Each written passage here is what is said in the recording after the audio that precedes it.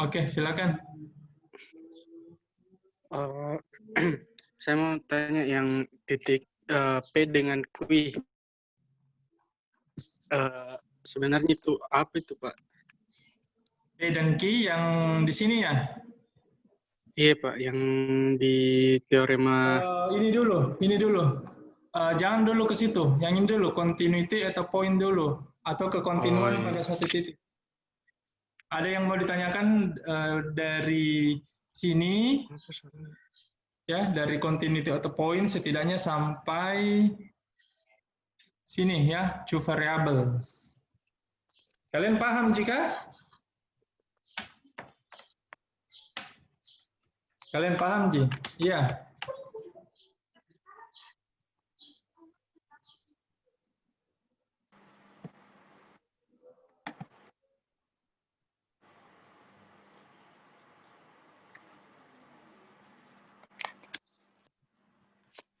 Oke.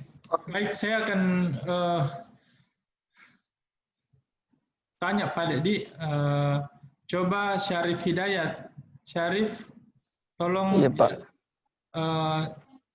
Ada berapa syarat kekontinuan untuk fungsi dua variabel?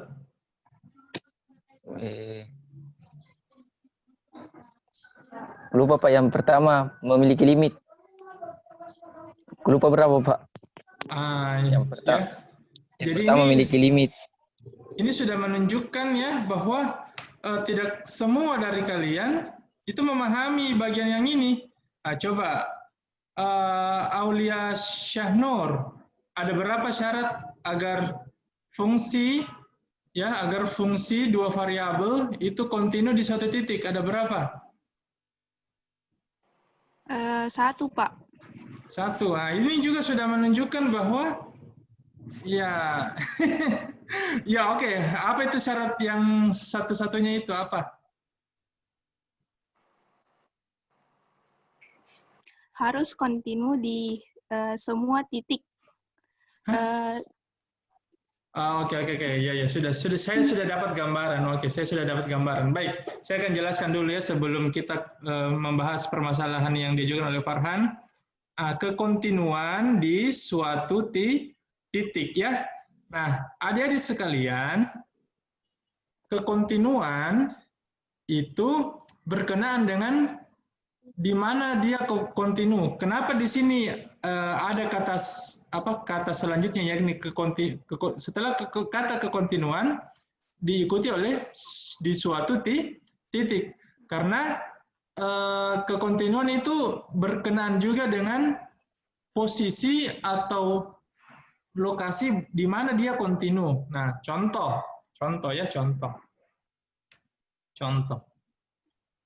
Kita gambar di sini saja. Walaupun ini pembahasannya adalah fungsi dua variabel, tapi secara visualisasi lebih mudah kita jelaskan untuk fungsi satu variabel. Oke? Nah, kekontinuan untuk fungsi satu variabel itu syaratnya ada 3. Yang pertama, itu sangat mirip dengan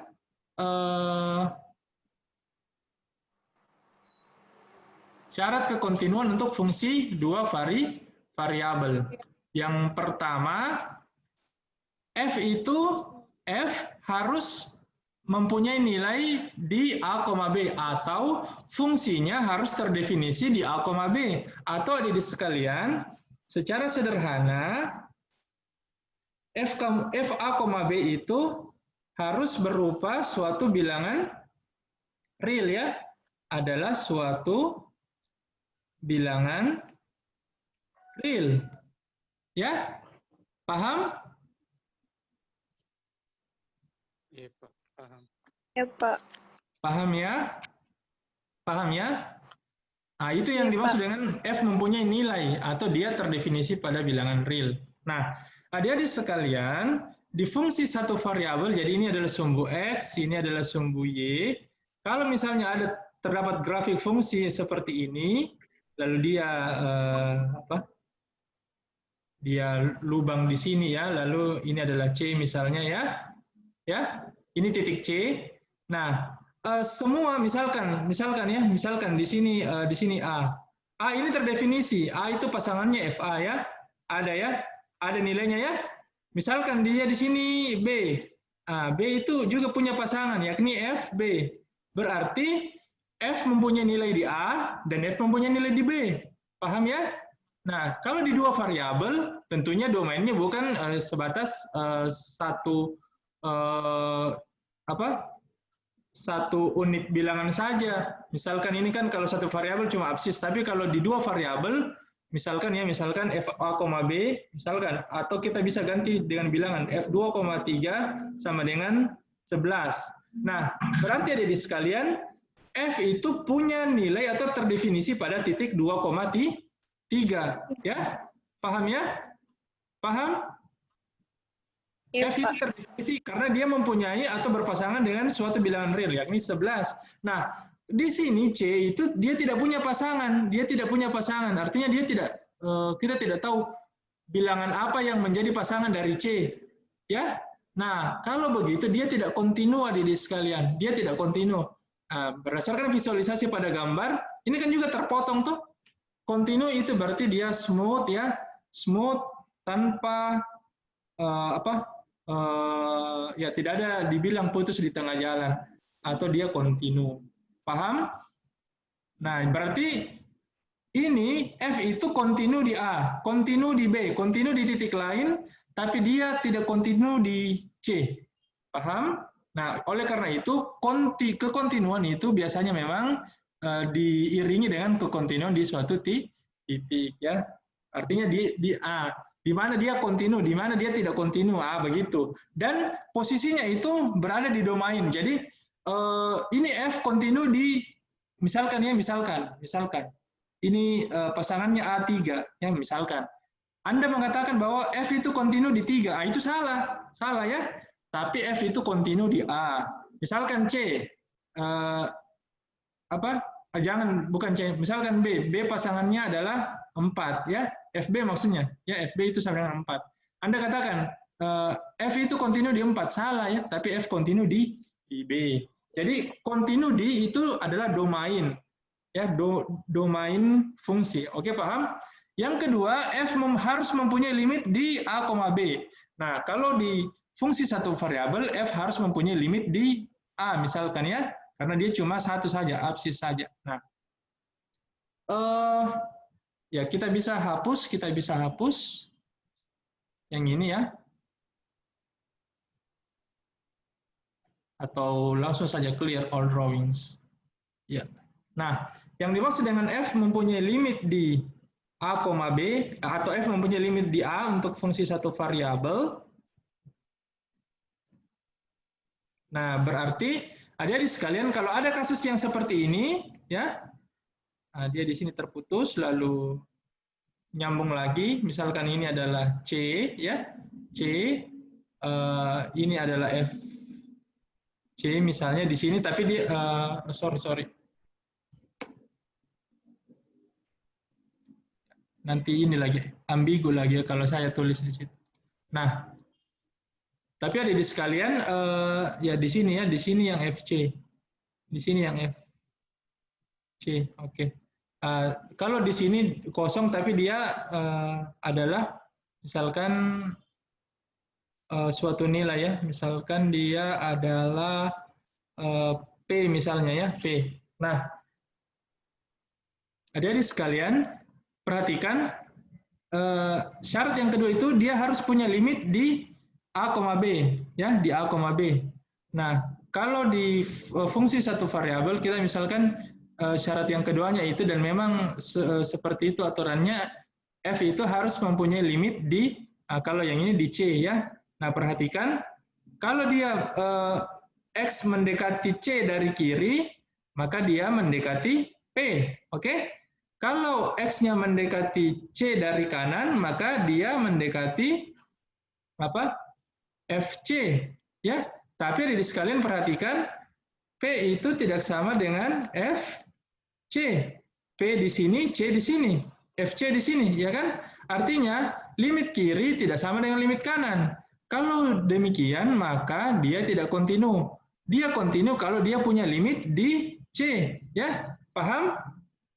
Dia kontinu kalau dia punya limit di C. Artinya Ya, artinya adik-adik sekalian, anggaplah ini dia FC ya di sini, ini FC. Nah, kalau dia didekati dari kiri dan dia didekati dari kanan, maka dia punya limit. Artinya baik dari kiri maupun dari kanan mendekati nilai yang sama, yakni FC. Tapi perhatikan pada kondisi visualisasi yang pertama, dari kiri dia mendekati P, dari kanan dia mendekati FC, sedangkan P tidak sama dengan FC. Berarti ini kasus di mana dia tidak kontinu. Nah, ini kasus kalau dia kontinu. Paham ya? Paham? Adil Saputra, paham? Iya, Pak. Iya, Pak. Paham, Pak. Nah, syarat yang ketiga, nilai dari nilai F ya di A, B harus sama dengan nilai limitnya atau ini ya. Atau ini. Nah, limit fx, y jika x, y mendekati a, b sama dengan fa, b. Sama saja kalau hadirin sekalian ya. Sama saja kalau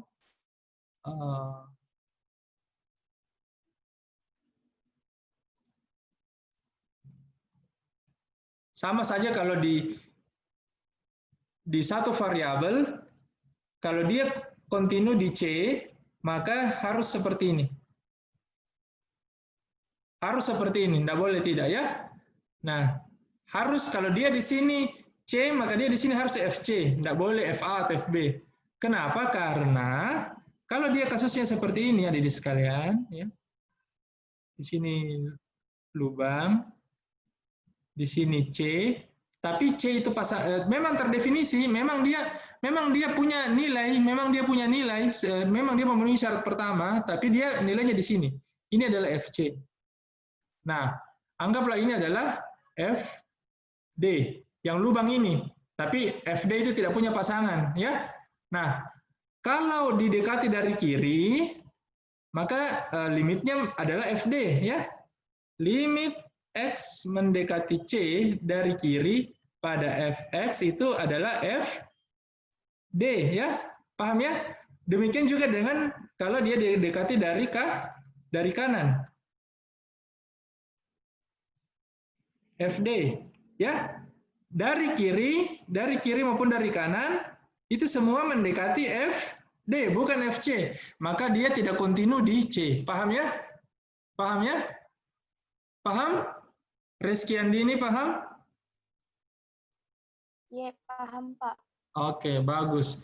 Nah, jadi saya bisa kasih gambaran, memang visualisasi untuk dua variabel itu sangat sulit, tapi untuk kalau di satu variabel dia berupa kurva ya, dia berupa kurva atau berupa garis lurus misalnya, tapi kalau di dua variabel ya dia berupa permukaan, misalkan atap rumah kalian mendatar tidak? Bidang rata tidak atap rumah kalian? Rangka atap rumah kalian? Tidak, Pak. Nah, kalau misalkan ada bangunan masjidnya itu atapnya berbentuk kubah, dia datar tidak? Rata tidak? Tidak ya, melengkung ya. Nah, jadi itu adalah contoh dari permukaan fungsi dua variabel ya. Baik itu bidang rata ya, ataupun mungkin dia berupa lengkungan seperti kubah masjid. Nah, kalau dia atap rumah kalian bocor tidak? Bocor tidak? Kalau hujan? Airnya menetes. Maksudnya Pak, bisa bocor atau tidak? Kalau kaitannya dengan kekontinuan, kalau dia bocor dan airnya menetes dari atap rumah ke lantai, maka atap rumah kalian itu tidak kontinu di posisi di lantai di mana air tersebut jatuh. Seperti itu ya. Paham ya? Oh, iya, Pak. Oke, bagus. Oke, bagus. Ya, baik, kita lanjut. Karena ini direkam, jadi kita bisa ini ya, kirimkan sebentar hasil rekamannya.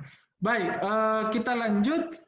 Jadi adik-adik sekalian, yang perlu kalian juga perhatikan bahwa fungsi kalau mau dia kontinu, dia tidak boleh seperti ini, wild fluctuations, atau dia tidak boleh bergoyang-goyang terlalu agresif. Jadi contohnya, kalau ada fungsi di satu variabel seperti ini ya, seperti ini, ya, seperti itu.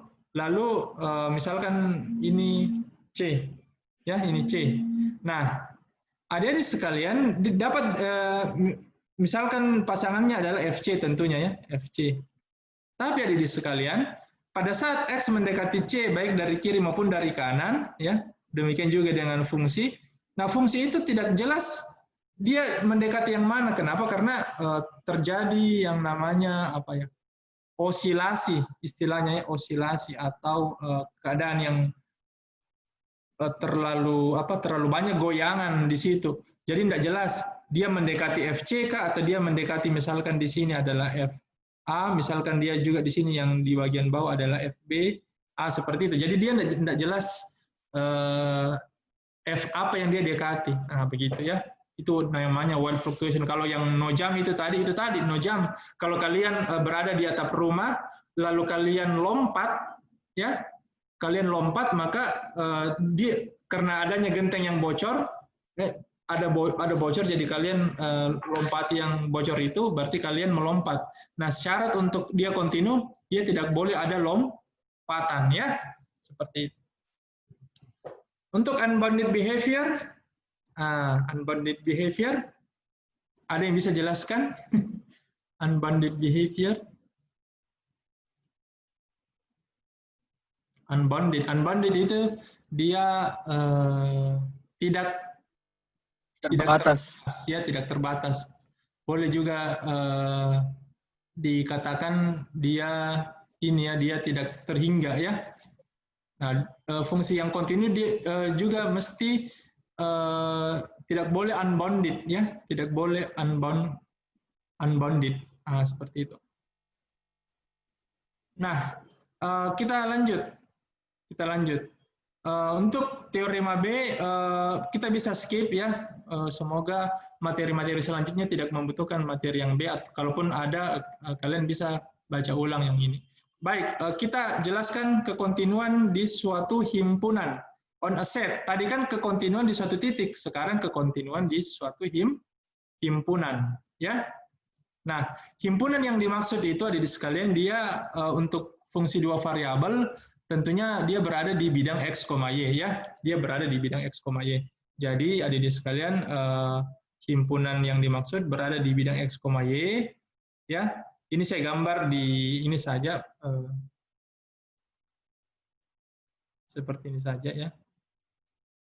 Ataupun kalian kalau mau lebih jelas, maaf, ini sumbu Z, ini sumbu Y, ini sumbu X. Nah, himpunan itu berada di bidang X, Y ya. Jadi himpunannya itu dia berupa suatu bidang yang datar, tapi bentuknya itu boleh bebas ya. Misalkan ini ya, ini himpunan ini ya, himpunan yang dimaksud. Kalau himpunan yang dimaksud pada satu variabel kan dia berupa interval ya, ya, gini ya. Tapi kalau di dua variabel dia berupa suatu bidang ya, baik itu bidang datar ataupun mungkin bidang yang lengkung seperti itu. Oke, paham ya? Paham? Farhan, paham? Iya Pak, paham Pak. Oke, nah jadi untuk mengatakan bahwa fx, y kontinu di suatu himpunan S itu berarti dia harus kontinu di setiap titik pada himpunan tersebut. Nah, tapi kita akan menjelaskan dulu bagian-bagian yang penting pada ini ya, istilah-istilah yang ada ya, yakni ada yang namanya neighborhood atau apa artinya neighborhood? Anugerah Janida. Apa artinya anugerah?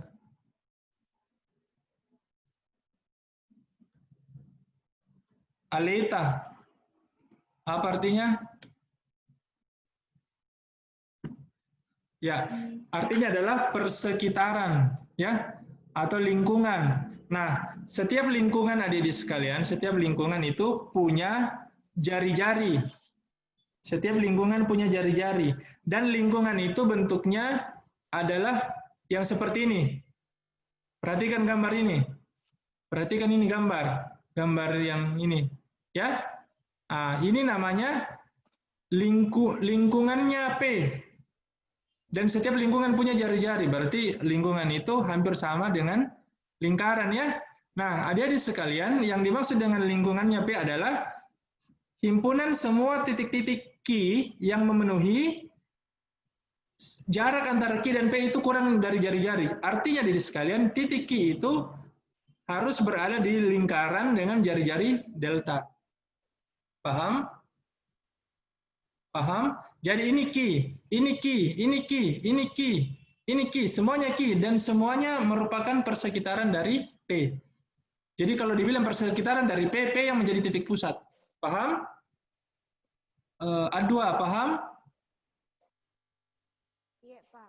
Ya, selama dia, bagaimana kalau dia ada pada lingkaran? Dia ada pada lingkaran. Apakah Q merupakan persekitaran atau tetangga dari P?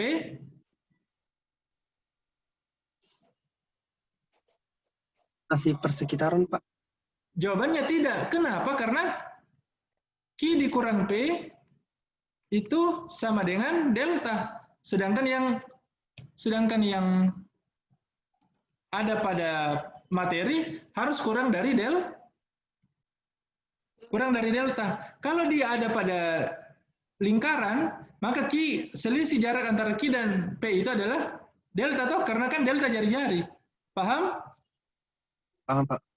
Oke, lanjut. Nah, jadi paham itu, saya rasa sudah menjawab pertanyaan dari Farhan. Ya, bagaimana Farhan? Iya, Pak. Nah, baik, kita lanjut. Suatu titik P merupakan titik interior dari suatu himpunan S jika terdapat persekitaran P yang termuat di S. Nah, perhatikan gambar 5. Perhatikan gambar 5. Ini titik A merupakan titik interiornya S. Kenapa? Karena kita bisa membuat persekitaran di situ. Persekitaran di dalam S. Misalkan, ini. Nah, ini kan persekitarannya, atau iya, persekitarannya A, ya. Persekitarannya A, toh? Paham? Nah, karena kita bisa membuat persekitaran di dalam S, berarti A merupakan titik interior dari S. Paham? Selama Anda bisa buat persekitaran, misalkan posisinya A di sini. Nah, bisa, ya? Nah, yang penting ada. Misalkan Anda buat titik di sini. Apakah ini adalah titik interior dari S? Sangat bisa. Kenapa? Karena ya kita bisa buat persekitaran, walaupun itu sangat kecil. Yang penting kita bisa buat lingkaran di situ, ya. Itu artinya dia adalah titik interior. Bagaimana kalau dia sangat-sangat mepet dengan batasnya S? Misalkan ini titik, dia posisinya koordinatnya itu di 1,9, sedangkan yang ini 2, batasnya 2. Masih persekitaran, Pak. Ya, betul, masih persekitaran. Kenapa? Karena kalian bisa buat persekitaran dengan jari-jari 0,01, ya kan? Artinya di sekalian, kalau jari-jarinya 0,01 berarti masih bisa 1,901, ya. Ya, intinya titik dengan koordinat ini masih berada di antara 1,9 dan 2 karena masih berada pada jari-jari. Iya kan? Iya kan? Masih berada di antara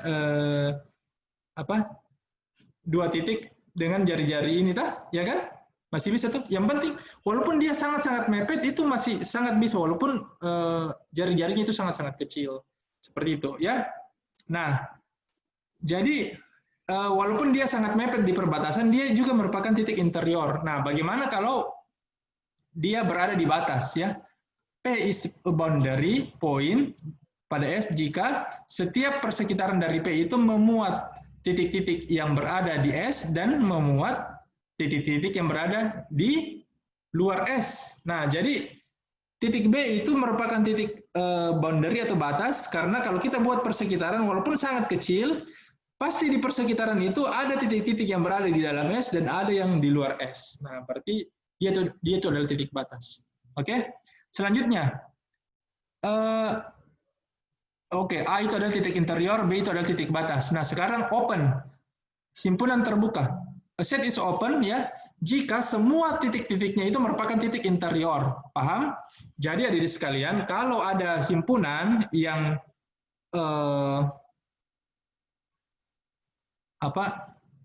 himpunan ya, himpunan itu kan kumpulan titik-titik. Tapi yang batasnya ini kita tidak anggap anggota dari himpunan tersebut, maka dia terbuka. Paham ya? Kalau batasnya itu perbatasan itu kita tidak anggap sebagai daerah kita, maka dia bukan himpunan terbuka. Tapi kalau dia memuat perbatasannya juga, jadi ada tanah kalian, terus kalian kasih patok ya, mungkin berupa balok-balok atau apa. Kalau balok-balok itu kalian anggap kepunyaan kalian, berarti itu adalah himpunan tertutup. Tapi kalau balok-balok itu bukan milik kalian, maka tanah kalian itu adalah himpunan terbuka. Paham? Paham? Paham? Paham? Aulia Sanur paham? Tolong direspon ya. Tolong direspon. Tolong direspon. Oke, bagus. Bagus. Nah, saya tidak tahu berapa menit lagi nih karena versi gratis. Saya menggunakan versi yang berbayar kalau itu untuk urusan universitas karena memang disediakan oleh universitas. Saya sekarang ini berada di kantor. Nah, contoh apa itu? Baik, saya akan memberikan kalian dulu ini semacam apa ya?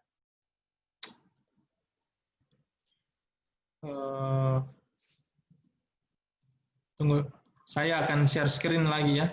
Internet. Mana internet? Cukup banyak yang terbuka.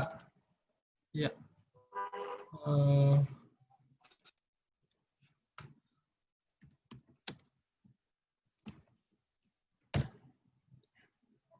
Ya.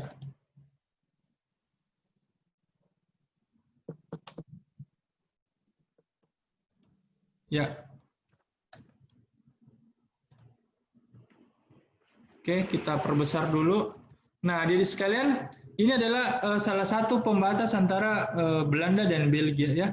Nah, saya mau tanya ke kalian, apakah negara, jika kita anggap negara itu adalah suatu himpunan, apakah negara itu himpunan terbuka atau tertutup?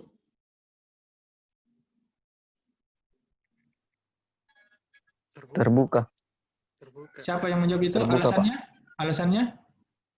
Karena perbatasannya, Pak, tidak ada yang punya. Betul.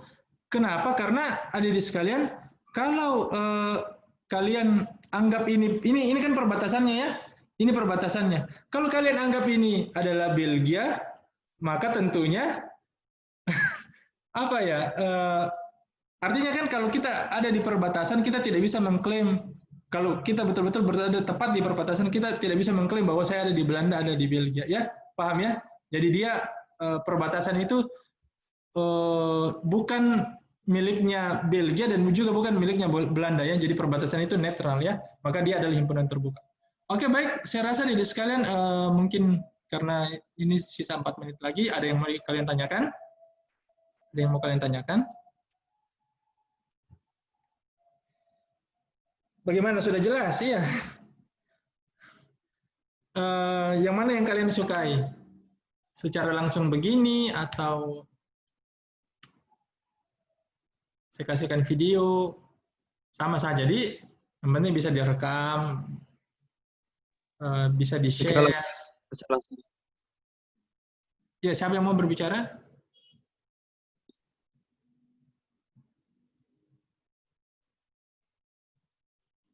Oke, kalau tidak ada lagi yang kalian mau bicarakan ya, saya rasa cukup dulu untuk saat ini ya.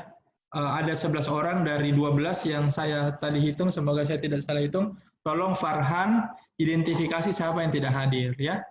Oke? Oke, Farhan, tolong ini dong. Atau ya Farhan. Yang tidak hadir, Pak. Ya, siapa? Muhammad Fatur Rahman. Ya, tolong dilaporkan di grup ya, tolong posting saya supaya pada saat saya mengabsen saya akan supaya sekretarisnya juga bisa atau bendaharanya juga bisa mendokumentasikan ya. Oke? Tolong langsung saja di ini yang tidak hadir adalah. Ya, saya rasa cukup dulu untuk gelombang 2. Kalian bisa fokus untuk mengerjakan tugas. Kalau boleh tahu tugas apa sih? Teori bilangan, Pak. Teori bilangan. Teori bilangan. Oke, ya. Silakan berteori bilangan Ria. Assalamualaikum warahmatullahi wabarakatuh dan selamat sore. Waalaikumsalam warahmatullahi wabarakatuh.